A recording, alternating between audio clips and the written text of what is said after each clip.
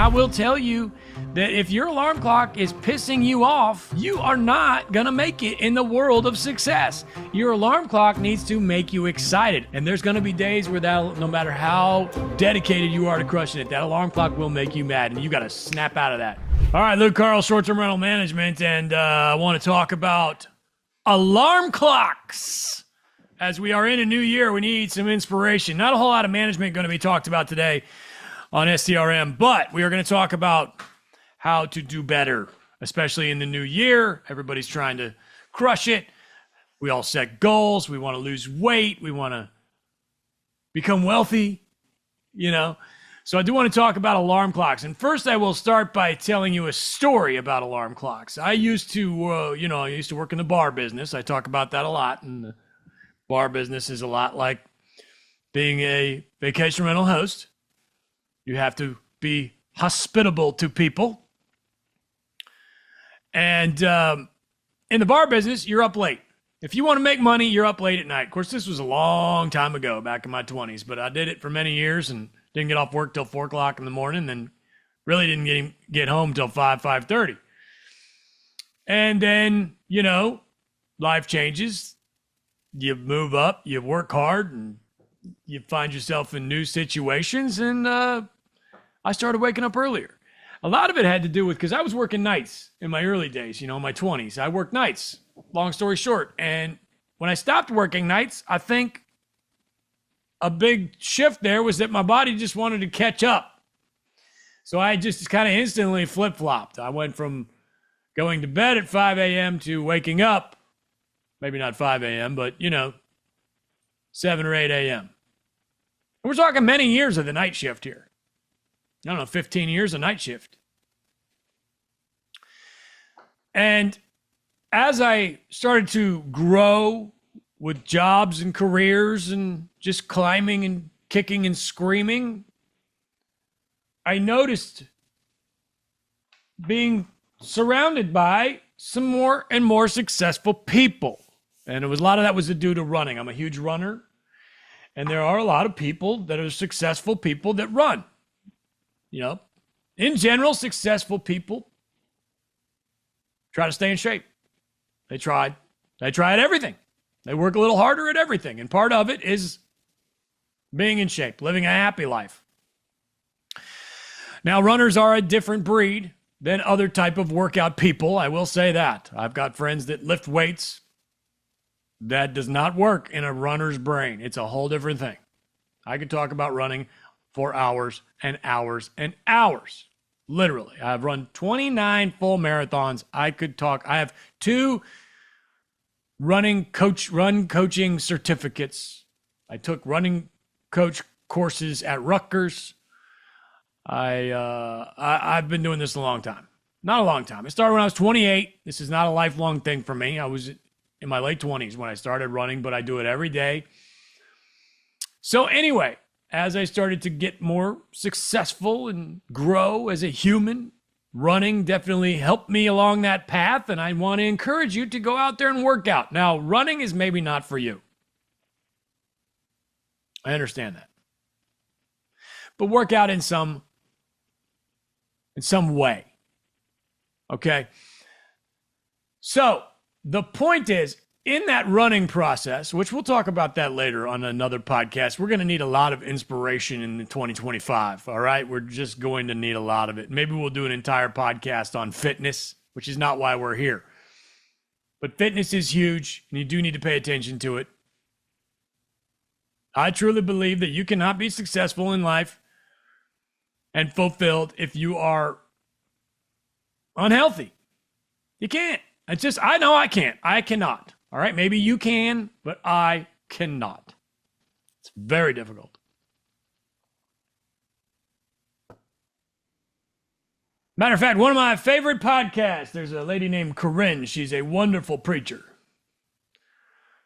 She has a podcast called Losing 100 Pounds, which is perfect for this time of year. We need a little inspiration. I think she is a wonderful speaker. I love listening to her talk, so check her out.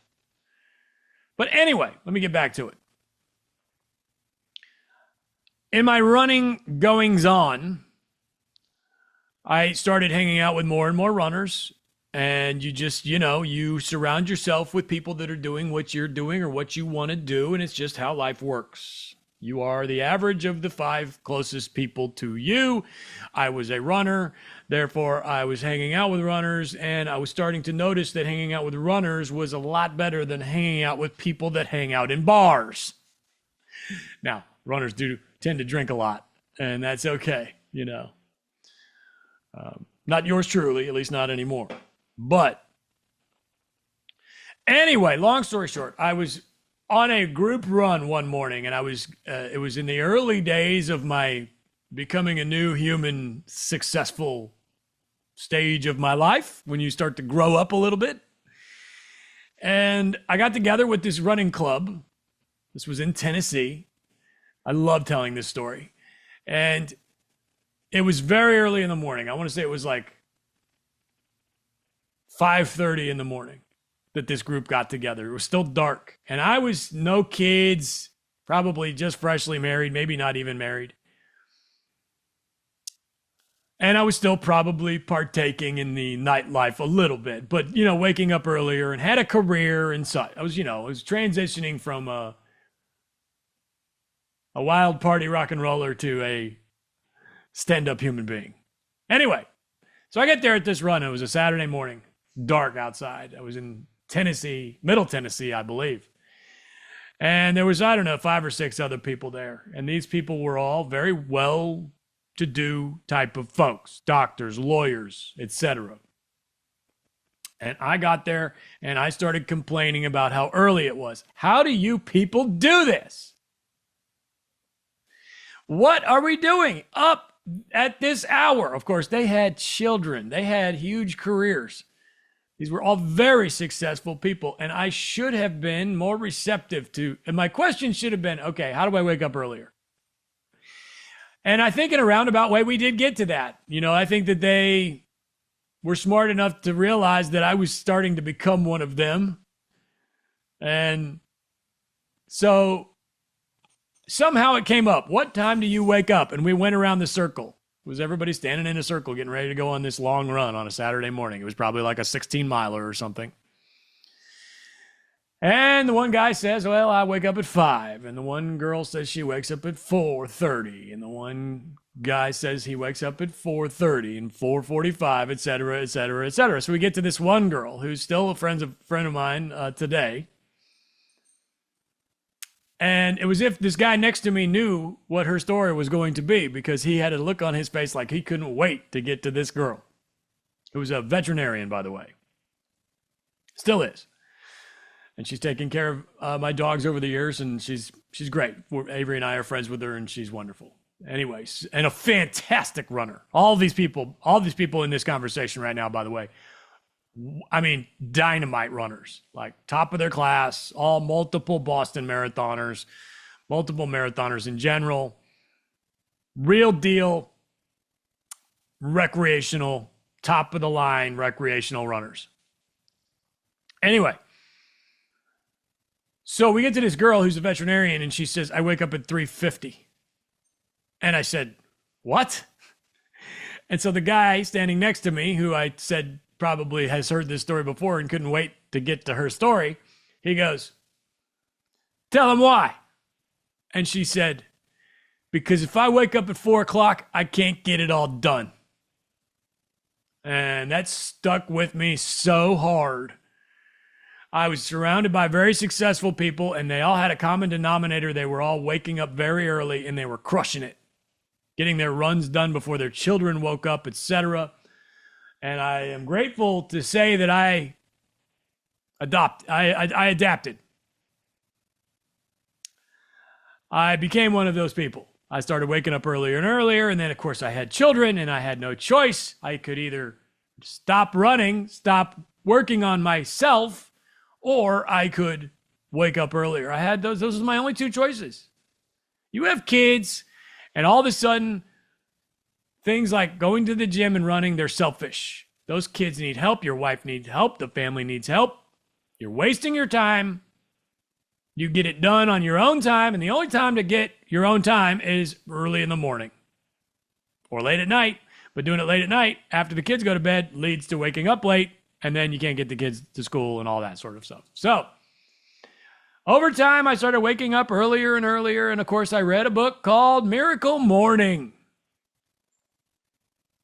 If you're listening to this podcast and you have not been made aware of Miracle Morning yet, I don't know how that's possible. Every podcast ever talks about Miracle Morning. Hal Elrod. There are 100 different versions of the book. Miracle Morning for real estate agents, which I did read, and I am not a real estate agent, by the way. I do work for the short-term shop. We sell houses.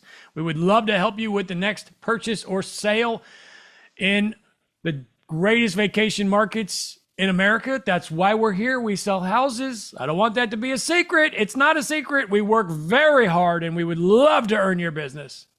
But I personally am not and have never been a real estate agent. But I did read that version of the book because I was married to a real estate agent, and it was basically the perspective of the main character is the only difference in whoever you choose for that book, if that makes any sense. So Miracle Morning made a lot of sense to me. There's some things in there I didn't like. Still, to this day, there's a lot of things in there that I think that, they don't really apply to me, but it was a wonderful book, and it helped me wake up earlier. And every day, I wake up and I drink a bunch of water. And if I wake up and I don't drink a bunch of water, say I'm in a hotel room that doesn't have any water and I have to get to the gym quickly to get to the treadmill or whatever, I have a worse day. So thanks to this running club and these rock star humans that I was hanging out with that all woke up very early, and then my own success starting to set in, and I saw progress. I started to wake up earlier. I read Miracle Morning. I started to wake up earlier. Then the hard part becomes, what do you do when you wake up earlier? Because just waking up earlier is hard enough in itself, but then to know what to do with that time is also difficult. So you're going to need some more books on that subject, how to crush it. And there are several on that subject. So get out there and read every one of them. And I'm going to give you a recommendation right now. Go read every book out there that is about crushing it. So that's one thing you can do when you're waking up earlier. Read more books. Put your headphones on, listen to Audible, go for a run. Put your headphones on, listen to Audible, lift some weights. You do need to set goals because it is very easy for somebody that doesn't know how to wake up early, waste all that time. Sorry about that. It is very early to wake up early and waste all that time on Facebook. And then you get to the point where you're sitting there like, why am I waking up early? I've been doing this for 3 weeks and it sucks. I'm not getting anywhere. You're not getting anywhere because you're not doing anything. You're not getting anywhere. You got to have a plan. Yellow pad, man. Yellow pad. Put that phone down at night. Start writing on the yellow pad the stuff that you want to get done in the morning with your personal time.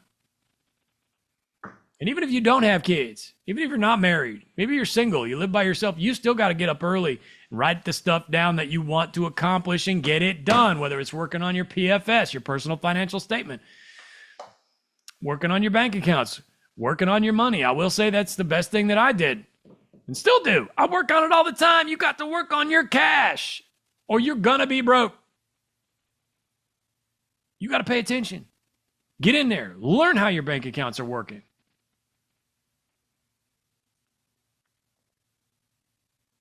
All right. So wake up early, get it done.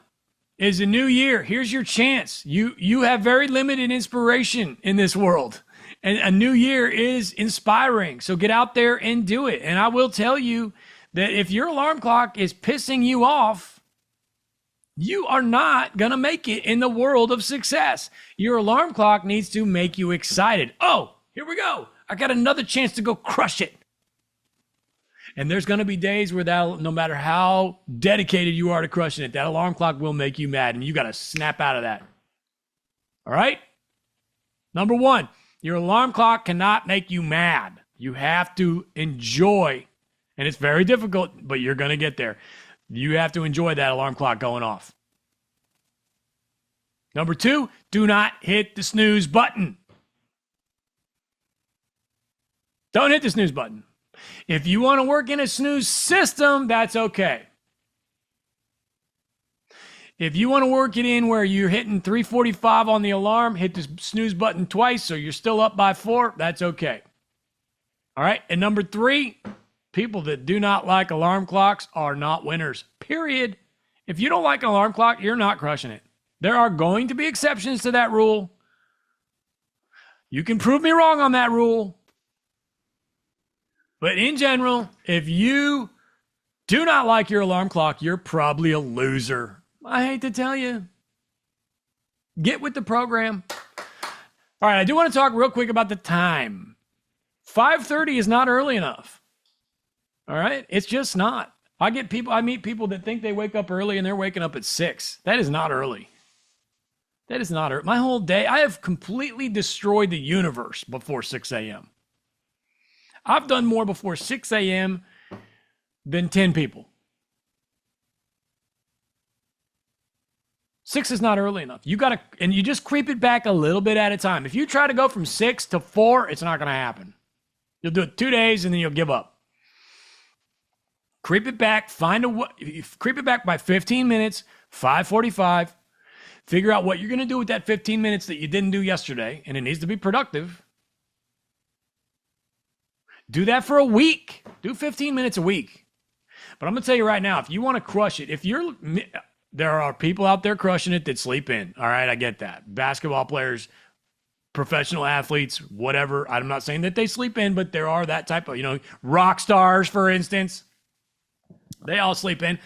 Some of them are crushing it. Maybe not as much as they were in the 80s. But if you're a guy like me, if you're just a regular guy trying to make it, trying to get out of that day job, spinning wheels. If you're just spinning wheels in life, treadmilling it. If you're on a treadmill, same thing over and over, you've got to creep it earlier, 15 minutes at a time. 1 week, 15 minutes. The next week, another 15 minutes. But I'm telling you right now, 4 a.m. is the secret. That's the secret. If you want to crush it, if you want to start making more money, if you want to be a better landlord, if you want to be able to figure out how to get more down payments, because as I've said 7,000 times, the down payment is the hard part, then you need to figure out how to wake your ass up earlier and get it done.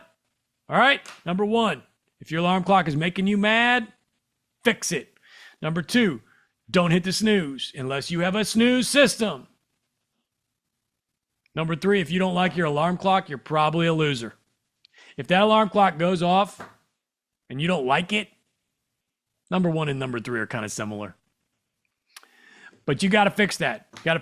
Welcome to 2025. Wake up earlier. Short-term rental management. Luke Carl. We'd love to sell you a house. TheShortTermShop.com.